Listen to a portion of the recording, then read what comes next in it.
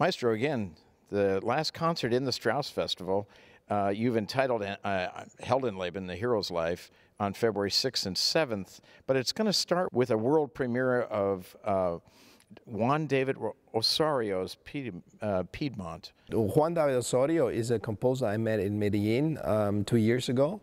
He studies there at the conservatory, and is a wonderful, young, talented composer. And I think, I mean, we are here basically the link between Las Americas and the exchange. I want to support the exchange between South America and North America in terms of music. And Juan David, who I got to know and found it amazingly talented, wrote a fantastic piece that captures that flavor of rhythm and that we expect, but also with an enormous skill and heritage of great tradition that really places this piece in the symphonic repertoire and makes makes a great contribution to our 14 American preludes.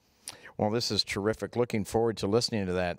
You know, many in America who are not as familiar, say, with music as they will be as a result of your having educated us, know about the Strauss family, but they confuse that 19th century family between Richard and the two Johanns, Senior and Junior. But we're going to now have a Künstlerleben waltz, yeah, of the younger of the two. Yeah, the Strausses. Johann, and there is no, I mean, they even spelled differently, Richard Strauss and Johann Strauss. Really? Yeah, in German, because we have the SZ, not the SZ, the double S. Yeah, it looks like a B, but it's not. So that would you would use that for Johann Strauss, but for Richard Strauss you would use the double S. One is Viennese, one is Bavarian. Again, the link is through the waltz. Both had this love for the waltz. I mean, one basically has based his own whole career on the waltz, and Richard Strauss actually, in a certain way, also in a probably more sophisticated and hidden way. Why I put this, there is a humorous take in it, but it has many reasons. First of all, Max Reiter, in his programming, used to finish very serious concerts with the Tchaikovsky Pathétique, or and finish it with a Strauss waltz, with a Johann Strauss waltz. You know, even in our opening concert, we had, if you remember, we had next to Liebestod by Richard Wagner, we had Geschichten aus dem Wiener Wald by Johann Strauss, and that's very typical for Max Reiter, so it's in reference to him. The other one is... And this year is an homage to him. It's an homage to him, and that's one thing, but I also thought it is wonderful and humorous in a certain way that A Hero's Life, which is one of Strauss's biggest tone poems and most important poems. It's autobiographical? No? It's autobiographical. It's about the life of an artist, and Künstlerleben is the life of an artist. So they both have the same theme, and they both should not be taken too seriously. I think Richard Strauss, in his own humble way, describes everything with a lot of humor.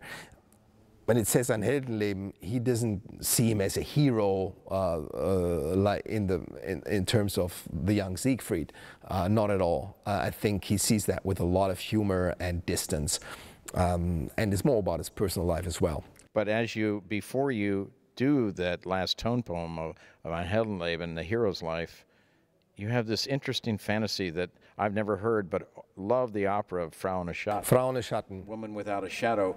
Again, a piece. Has that ever been played by the San Antonio Symphony? I don't. It has been US premiered by the San Antonio Symphony here. Yeah.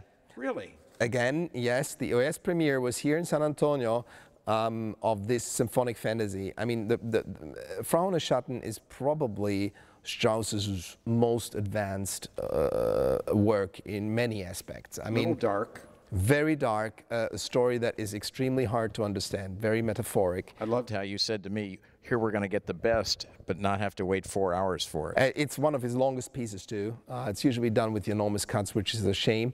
When I was resident conductor in Berlin, and Christian Thielemann, who was a big fan of this piece, programmed it with no cuts in a great production by a friend of mine, Filippo. It's a very colorful fairy tale, but we condensed this 25 minutes of gorgeous, I mean gorgeous orchestral writing into this symphonic fantasy. Again, the orchestra gets a show like no other, so I think it's a wonderful piece to explore for us. Well, yeah, and everyone's going to get a taste of this fabulous music of Strauss. Heldenleben has a most famous violin solo piece, and Eric is going to perform that. Eric Gratz, our new concertmaster, is going to perform it. It is the most important concertmaster solo in the repertoire. There is absolutely no question about it. Beyond Thais and the... Oh yeah, I mean it's the more challenging. It's more, it's bigger. It is far more adventurous and far more exciting because it shows so many aspects of the instrument, and there are so many examples of great concertmasters playing this. Actually, I know a lot of soloists who said, you know, there's one thing I really regret, because being a soloist and never been a concertmaster, that I'm not able to play Heldenleben with Org. And a lot of begged me and said, can I, if one day you play that, would you allow me to play? I said, if I do that, my concertmaster is going to kill you. He's been waiting, and now you're jumping in. And now we have Eric here, and it's a great way to introduce him also to the larger audience. I mean, he played so many solos already. Basically, there's no concert, I think, in the past that he's played where he didn't have a major solo. This one is describing Strauss's wife. It's a description of his wife, and there's a lot of bitching and in it in a very humorous way. And the violin is the instrument to do that really well, I think. And Eric is going to be a little bit in drag for that, to be Mrs. Strauss and make his violin whine and bitch and scream and be very sweet. Then again, after that, it's fabulous. Again, I think with a lot of humor. Very neat. Thank you.